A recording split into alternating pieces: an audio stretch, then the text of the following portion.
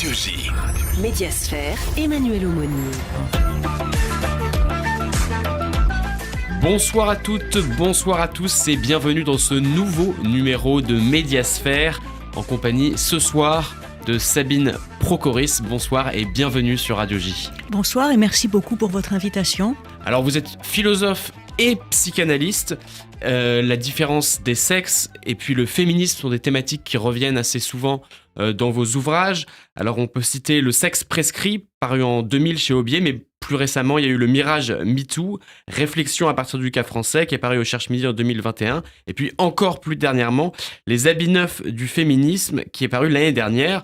Mais encore plus récemment, on vous reçoit pour un nouvel ouvrage, Qui a peur, de Roman Polanski, et c'est sa dimension médiatique qui va vraiment nous intéresser ici ce soir. Alors on reviendra évidemment aussi sur l'affaire et sur aussi un peu l'art chez Roman Polanski, mais c'est vrai que comme nous sommes une émission de médias, ce qui nous intéresse c'est un peu le tourbillon et pourquoi on en est arrivé là, pourquoi on a essayé selon vous de faire, on essaye de faire disparaître Roman Polanski, et puis on parlera aussi donc de l'homme et de son art, même si pour vous c'est un débat abscon de séparer les deux. Alors d'abord, il est important de rappeler les faits. Qu'est-ce qu'on reproche à Roman Polanski ? On lui reproche une affaire qui a qui a eu lieu en 1977. Il a eu une relation sexuelle avec une mineure. Alors, c'est vrai qu'on l'accuse beaucoup de viol. Vous dites que c'est inexact. C'est une affaire qui n'est pas considérée comme terminée aux États-Unis, puisqu'il y a encore eu une tentative, une demande d'extradition avec la Suisse en 2009. Il y a eu aussi, alors c'est ce que vous appelez la légende noire, le soufre qui entoure Roman Polanski. Il y a eu le meurtre de sa femme Sharon Tate par la secte Manson, qu'on lui reproche. On ne sait pas vraiment pourquoi, mais on lui reproche. Vous nous expliquerez peut-être pourquoi. Et puis entre 2010 et 2019, 5 femmes ont accusé Roman Polanski de les avoir violée ou agressée, dont la française photographe Valentine Monnier, qui a aujourd'hui plus de 65 ans. Elle a 67 ans. Elle a un an de plus que moi. Voilà. Alors, il y a eu aussi les accusations du mouvement MeToo qui se sont ajoutées. Il y a eu l'affaire Adèle Haenel avec son interview au Mediapart, et puis au César lorsqu'elle quitte la salle, lorsque J'accuse est primée. Tout ça fait que Roman Polanski est devenu une cible. Qu'est-ce qui vous a donné envie, vous, de le défendre ? Écoutez, ce livre-là, effectivement, Qui a peur, de Roman Polanski, il est né, le souhait d'écrire ce livre, je ne savais même pas que j'écrirais un jour ce livre, mais enfin, l'espèce d'impulsion qui m'a conduite à écrire ce livre, c'est la manière dont, dans le mirage MeToo, j'analyse l'usage par le mouvement MeToo, dont le slogan c'est « Victime, on vous croit », ce qui veut dire que les récits, indépendamment de la question des faits, sont, à partir du moment où ces récits sont considérés comme légitimes parce qu'ils émanent de la bouche de victimes autoproclamées, font la réalité, font la vérité. C'est-à-dire c'est une logique de type trumpiste, les faits alternatifs, les vérités alternatives qui naissent des récits. Et dans le mouvement MeToo, des récits accusatoires. Donc je me suis interrogée dans ce précédent livre sur l'usage par le mouvement MeToo du cas Polanski, parce que tout le monde a remarqué, enfin peut-être que non, mais en tout cas, il était remarquable que, ça a commencé en 2017, MeToo, mais en 2019, en France, il y a eu ce fameux épisode Adèle Haenel sur Mediapart, qui accusait un réalisateur de différentes choses, Christophe Ruggia, mort sociale immédiate, et c'était en même temps la sortie de J'accuse, et juste après, il faut vite rappeler cela, juste après, je dirais le show d'Adèle Haenel sur Mediapart, qui disait, toute la France a été hypnotisée par cette chose. Il y avait un commentaire de Iris Bray, qui est une ancienne journaliste des Inrocks, spécialiste des séries, qui se présente aujourd'hui comme essayiste, qui a expliqué pendant une demi-heure en quoi Polanski, qu'elle appelait Violansky, était un violeur. Donc on voyait pas très bien le rapport entre Adèle Haenel et Polanski. N'empêche qu'à ce moment-là, ce qui est apparu, c'est qu'évidemment que la cible, c'était Roman Polanski, et c'était quand même remarquable que un film qui concerne la question de l'antisémitisme, J'accuse, avec cette figure d'enquêteur tellement fréquente dans les films de Roman Polanski, en l'occurrence il s'agit de Picard, était l'occasion, le prétexte à tirer à vue sur Roman Polanski. Il faut savoir qu'au moment des Césars 2020, j'ai fait une analyse dans un texte qui est paru dans la revue Transfuge du sketch de Florence Foresti, qui était quand même très douteux. Et qui vous a pas fait rire, très vous le dites douteux, dans le très livre. douteux. Et à l'extérieur de la salle, vous aviez des femmes avec des pancartes. Celui qui doit être gazé, c'est Polanski. Alors certes, elle parlait des gaz lacrymogènes, mais enfin, l'ambiguïté est quand même énorme, sachant ce qui est arrivé à la mère de Polanski. Il y a un antisémitisme, selon vous, Oui. qui est latent, qui fait partie de la légende Qui est noire latent. qui entoure Oui. Roman Polanski. Disons, Comment est-ce que vous expliquez qu'il passe aussi bien?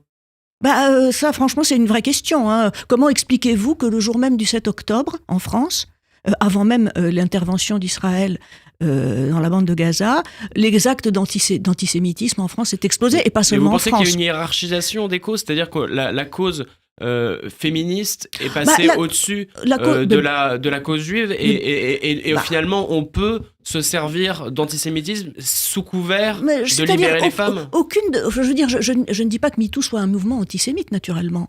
Simplement, dans le Mirage MeToo, ce que j'ai montré, c'est que tout ce qui est reproché à Roman Polanski, alors vous avez parlé de l'extradition, de la demande d'extradition, pourquoi c'est pas clos l'affaire?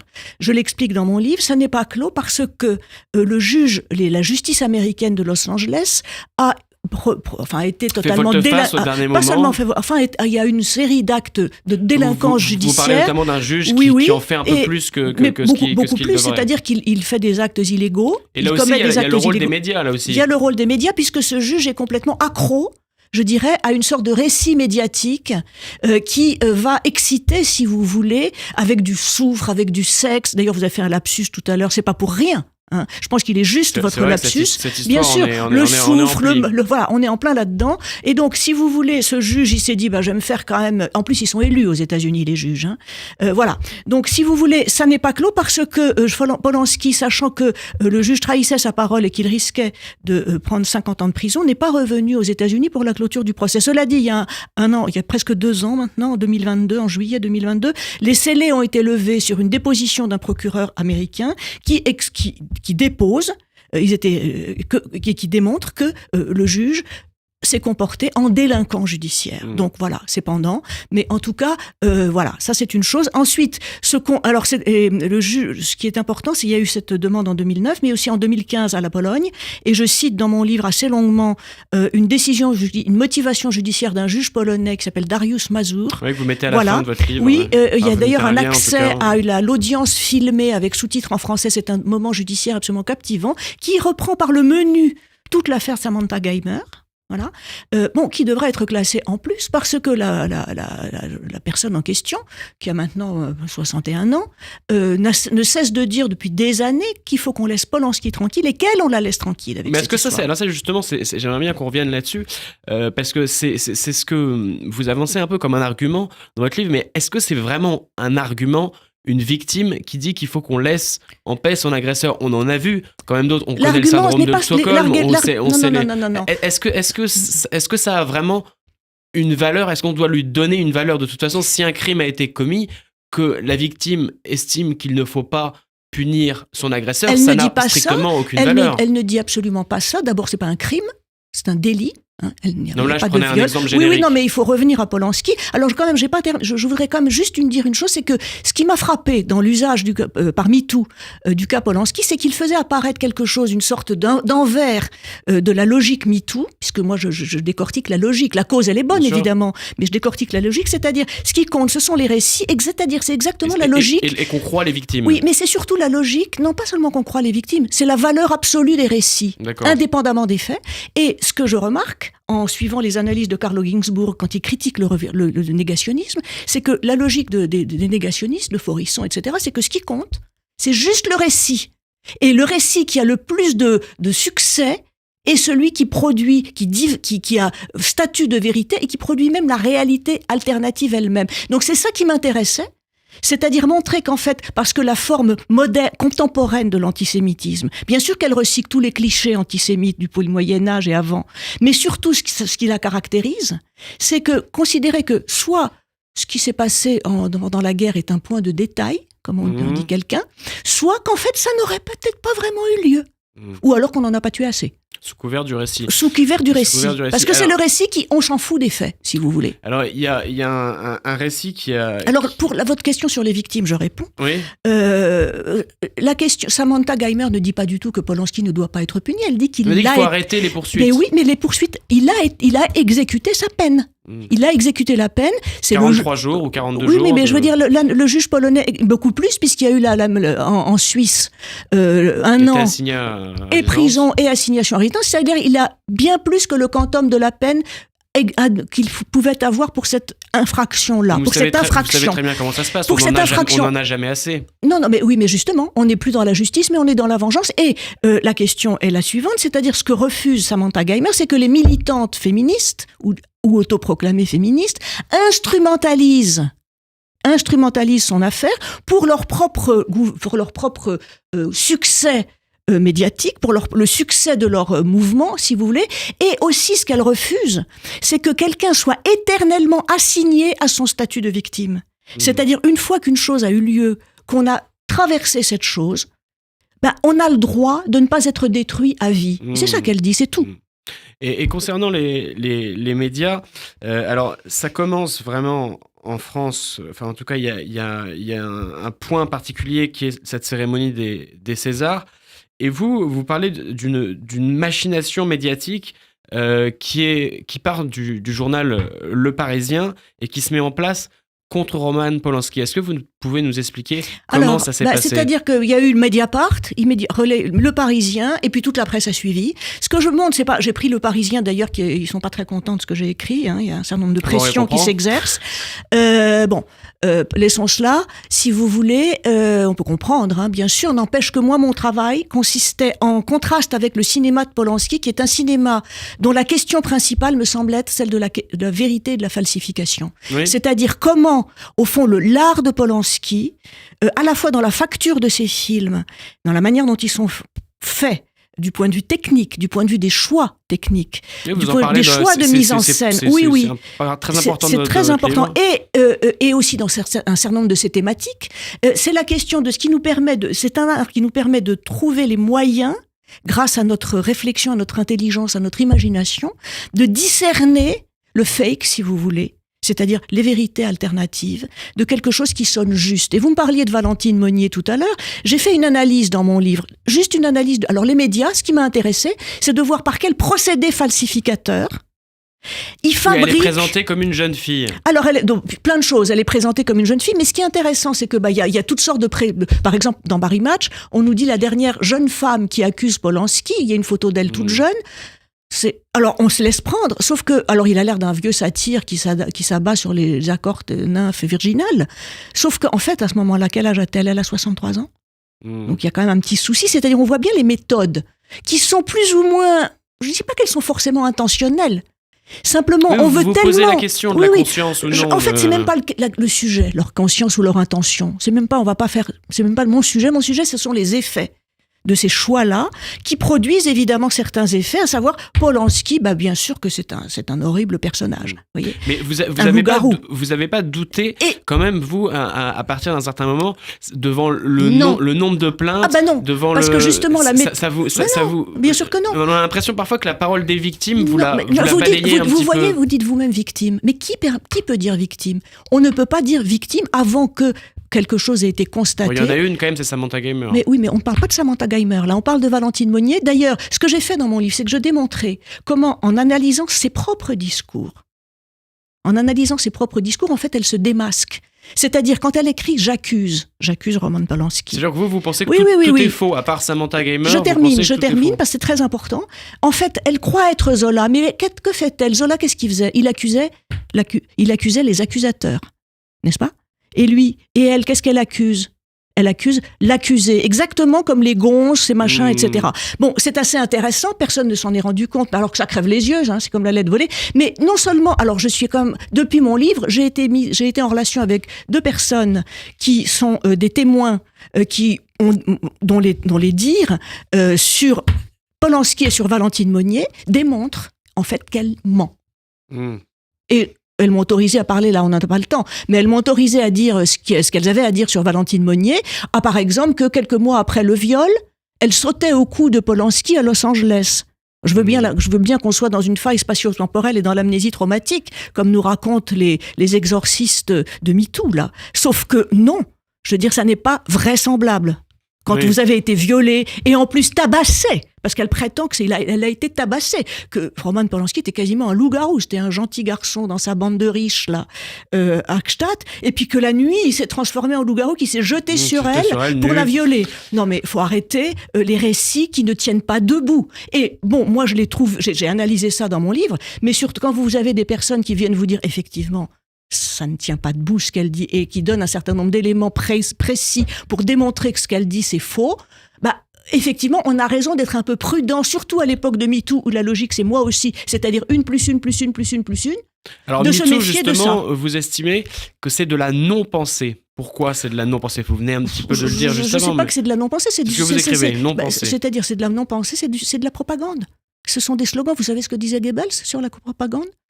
Il disait « Nous ne voulons pas convaincre les gens de nos idées, nous voulons changer le vocabulaire de façon à ce qu'ils ne puissent plus véhiculer que nos idées. » C'est ce que fait MeToo, en prenant des tas de mots. C'est quand même un peu excessif, non, peut-être, de c'est pas comparer excessif. Non, c'est là, nazisme. Non, je ne parle pas de ça, je dis la logique de la propagande, qui est la logique dont parle Bernays dans son livre Propaganda sur la publicité. En tout cas, dans les logiques de propagande totalitaire, qu'est-ce qu'on fait?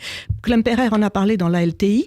On prend des mots, par exemple, emprise, vous voyez, qui est un mot qui a un sens, on le vide de son sens véritable et on le remplit de propagande. C'est-à-dire, toutes ces filles, elles disent « Ah, moi, j'étais sous emprise. » Vous voyez? Ou alors, bon, etc., etc. C'est peut-être vrai en même temps. Oui, non. Bah oui, mais peut-être, c'est peut-être vrai, sauf que l'emprise, si on regarde ce que c'est l'emprise, il y a une co-responsabilité. C'est-à-dire, si on prend l'exemple, justement, reprenons l'exemple de la Shoah, les Juifs qui sont allés à la chambre à gaz, vous diriez qu'ils étaient sous emprise? Ah ben non, ils étaient juste des victimes. Non, mais là, il n'y a pas de débat. Personne non, mais dit qu'ils étaient sous mais je veux dire, emprise. mais continuons. Qui était sous emprise? Les foules absolument fanatisées par Hitler, mais est-ce que leur responsabilité, ça les dégage de leur responsabilité d'avoir été... Non, voilà, c'est ça que je veux dire. C'est-à-dire, quand bien même il existe de l'emprise, dans certaines relations il y en a, ça ne veut pas dire que la personne qui... en quelque sorte, est soi-disant sous emprise, soit une pure victime. En réalité, les deux partenaires d'une relation d'emprise sont en fait co-responsables en tant que sujet de leur addiction à un certain type de lien où il n'y a pas de limite. Donc, quand on nous parle de l'emprise dans MeToo, c'est pas ça. C'est l'arme des prédateurs contre les blanches, les innocentes gazelles, Zaniel. Alors justement, peut-être que MeToo va intervenir à nouveau lors de la cérémonie des Césars qui a lieu le 23 février prochain, donc c'est-à-dire quasiment dans 3 semaines. 23. Ah, le 23. 23 février. Est-ce que vous avez la sensation que les Césars sont devenus un tribunal et que maintenant il y a une sorte de cancel culture qui s'abat sur certains réalisateurs? Vous avez vu le dernier communiqué des Césars? Le JDD m'a commandé une tribune qui paraît dimanche, justement sur le dernier communiqué qui dit qu'on va... En fait, le bureau de l'Académie des Césars s'est érigé en juge à la place des juges. C'est-à-dire, il a décrété que on ne mettrait pas en visibilité, etc., etc. Il y a même une décision officielle qui aurait été prise, comme quoi les gens qui ont signé le soutien à Depardieu n'auront pas le droit d'aller remettre un César. Donc vous voyez bien qu'on est dans une logique, je dirais, à la chinoise. À la chinoise de la révolution culturelle. D'ailleurs, elle parle de révolution culturelle, les MeToo Girls. Alors, on va parler justement de Gérard Depardieu, parce que c'est vrai, comment ne pas en parler comment ne pas faire de parallèle entre l'affaire Polanski et Depardieu. Vous nous direz justement à quel point ce parallèle est justifié pour vous ou pas. Alors là, c'est pareil, on va rappeler les faits. Gérard Depardieu, il est mis en examen et il est visé par 3 plaintes pour viol. Il y a également 14 femmes qui ont témoigné contre lui dans Mediapart, toujours... Enfin, témoigner, qui ont dénoncé. Je ne parlerai pas de témoignage, ça me semble un terme inapproprié en l'occurrence. Qui ont dénoncé, alors on va dire dénoncé. Qui ont accusé. Qui ont mis en cause Gérard Depardieu cette année, enfin l'année dernière, en 2023. Et alors, pour ne rien arranger, parce que c'est finalement ça qui a tout déclenché. Ce sont ses propos obscènes où il sexualise une jeune femme dans un documentaire dont on rappelle que les images ont quand même été volées, documentaire de Yann Moix en Corée du Nord. Est-ce que vous défendez, j'imagine que vous le défendez également, Gérard Depardieu? Bien sûr. Enfin, d'abord, je pense que... Est-ce que vous le défendez pour les mêmes raisons? Le seul parallèle, si vous voulez, parce que toutes les histoires sont différentes, hein, le seul parallèle, c'est la chasse à l'homme, comme avait dit le président Macron, bien sûr. C'est-à-dire, et il faut toujours des têtes de gondole, parce que ce qui se passe pour les gens lambda, c'est pas formidable hein, dans les suites de MeToo, mais ça, c'est pas le sujet aujourd'hui. Le sujet, c'est les médias. Donc, les médias adorent avoir des gros puissants qu'ils vont mettre à terre, n'est-ce pas? Je ne vais pas revenir longuement sur l'affaire Depardieu. Je me suis exprimée dans plusieurs articles et tribunes sur ce sujet, notamment dans le Figaro, j'ai fait une interview, dans Causeur, j'ai fait également une tribune, et j'ai fait dans l'Express également une tribune pour commenter l'intervention d'Emmanuel Macron. Et alors, qu'est-ce que vous y disiez en 3 mots? D'abord, que le numéro de complément d'enquête a été fait pour qu'on puisse se passer de preuves. Face aux accusations, c'est-à-dire ce qui venait en place de preuve ou faisait office de preuve à cause du logiciel MeToo qui nous parle du continuum des violences sexistes et sexuelles. Ce sont des propos qui ne sont qu'obscènes. Il y a pire chez Beckett ou chez Ronsard, je vous signale, et qui ne sont en aucun cas animés par une quelconque misogynie. Ils parlent du plaisir des femmes. Ensuite, sexualiser une enfant. D'abord, faudrait savoir si vraiment c'est de cette fillette qui parle, et quand bien même il ne lui parle pas. Ça paraît assez clair quand même. Non, ça n'est pas si clair. Vous savez que ça existe, le hors-champ. Il parle d'une jeune fille sur un cheval. Ça existe, le hors-champ. C'est-à-dire, il peut très bien parler d'une femme qui a 30 ans et qu'on ne voit pas à l'image. Hein, faut aller doucement là-dessus. Et quand bien même, je veux dire, est-ce qu'on s'imagine que les enfants, moi je patiente, qui m'ont raconté qu'elles ont découvert le plaisir sexuel en faisant du cheval à 8 ans. Ça c'est connu, c'est une réalité. Oui, mais est-ce qu'il lui parle? Il ne lui parle pas. Il dit une grossièreté, soit, et en plus, je veux dire, en quoi est-ce misogyne d'évoquer cela? Non, mais ça c'est graveleux, et ce n'est pas un crime. Et ça, c'est la différence avec Roman Polanski, c'est-à-dire qu'on lui reproche des propos qui finalement étaient... Oui, mais vous voyez qu'il y a un cran supplémentaire. C'est-à-dire chez Depardieu, oui. Non, mais le cran supplémentaire, c'est pas chez Depardieu. C'est dans la folie MeToo. C'est-à-dire, vous avez des mots grossiers, des mots graveleux, oui, ils le sont, qui peuvent choquer et qui sont considérés comme... Moi, il y a quelque chose, c'est un violeur. Il y a quelque chose sur lequel j'aimerais vous entendre aussi, c'est comment est-ce que vous expliquez que Gérard Depardieu ait été, alors c'est à mettre entre des guillemets, mais aussi soutenu par rapport à ce qu'a été soutenu Polanski. C'est-à-dire quand il y a eu quand même le président de la République, les gens sont plutôt derrière lui. Je vous remercie. Les gens. Je vous remercie pour l'opinion publique. Je vous remercie pour votre question. D'abord, Depardieu est beaucoup plus connu dans le grand public quand même que Roman Polanski parce que c'est un acteur. C'est pas pareil, vous voyez. Mais surtout, je pense qu'on est peut-être dans un tournant. C'est ce que je dis à la fin de ma tribune du JDD qui paraît dimanche. C'est-à-dire, à l'époque des Césars 2020, le président de la République, en privé, avait trouvé totalement détestable ce qui s'était passé pour Roman Polanski, mais il n'avait rien dit.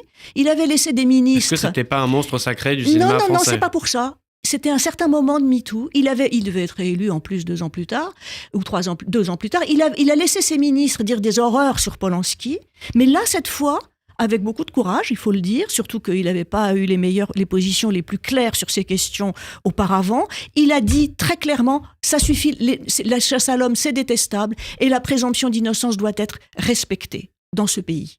C'est tout. Et que le président de la République l'ait fait, il me semble que c'est un signal. Alors il y a un certain nombre de gens qui Ça vous a rassuré? Moi, ça m'avait surpris. Oui, ça m'a surprise. Et c'était une divine surprise, je dirais. Et j'ai donc fait une tribune dans l'Express pour dire pour quelles raisons c'était salutaire cette intervention.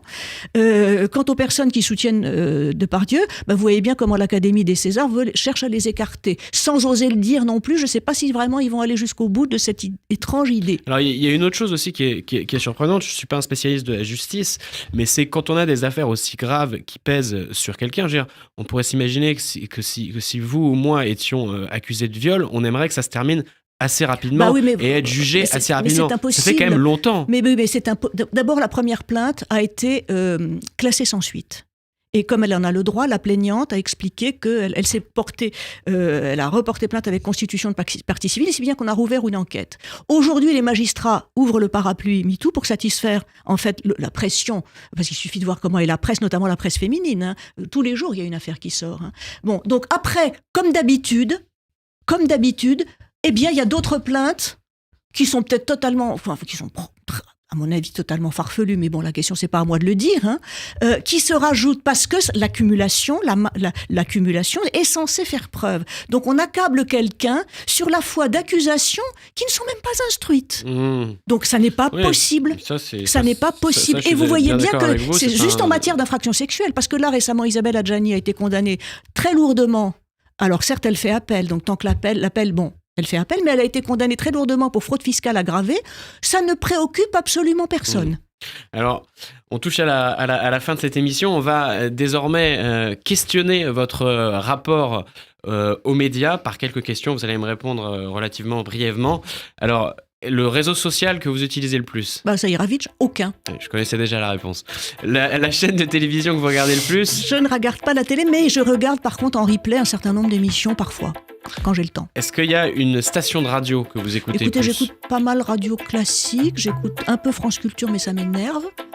J'ai pas tellement le temps, vous savez, je travaille quasiment toute la journée. C'est sain d'être énervé aussi. Oui, mais vous avez bien remarqué que je pouvais l'être.